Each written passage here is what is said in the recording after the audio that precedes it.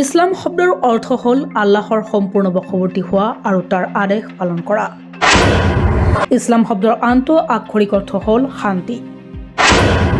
অৰ্থাৎ আল্লাহৰ বশৱৰ্তী আৰু আদেশ পালনৰ দ্বাৰাহে শৰীৰ আৰু মনৰ প্ৰকৃত শান্তি লাভ কৰিব পাৰি। ইছলাম ধৰ্মৰ 5টা মূল নিয়ম আছে, যিবোৰ সকলো মুছলমান গোটেই জীৱন পালন কৰাটো বাধ্যতামূলক। এই প্ৰথাসমূহক স্তম্ভ বুলি কোৱা হয়, কাৰণ ইয়াৰ দ্বাৰা মুছলমানৰ জীৱনৰ ভেটি গঠন কৰা হয়। ইছলামৰ 5টা স্তম্ভ হ'ল শ্বাহাদা অৰ্থাৎ কালিমা, সালাহ অৰ্থাৎ নামাজ, জাকাত, চাউম অৰ্থাৎ ৰোজা আৰু হজ।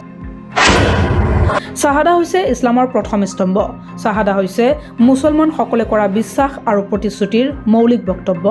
ইয়াত কোৱা হয় যে আল্লাহৰ বাহিৰে আন কোনো ঈশ্বৰ নাই আৰু মহম্মদ তেওঁৰ ৰাছুল। সালাহ হৈছে ইছলামৰ দ্বিতীয় স্তম্ভ। মুছলমানসকলে প্ৰতিদিনে 5 বাৰ নামাজ পঢ়িব লাগে।